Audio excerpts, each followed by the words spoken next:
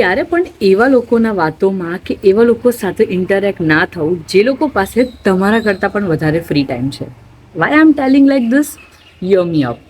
C, તમારા પાસે તમારા ગોલ્સ છે, you have something to work on, તમારા પાસે તમારા પોતાના ડ્રીમ્સ છે ટુ અચીવ.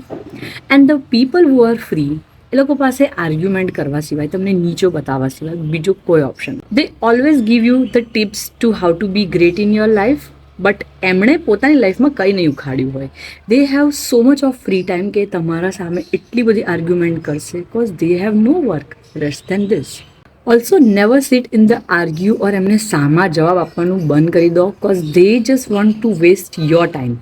તમારો ટાઈમ વેસ્ટ થાય અને તમે તમારા ગોલ્સ ઉપરથી ડિસ્ટ્રેક્ટ થઈ જાઓ. Just the thing they want. If you try to compete with them, કે તમે એમને બોલીને આર્ગ્યુ કરીને you can win that argument, no, they are gonna win in this argument. કેમ કે એમના પાસે એટલા બધા એક્સક્યુઝીસ એન્ડ એટલા બધા વસ્તુઓ છે બોલવા માટે કે they have no limits on that. Let them do whatever they are doing.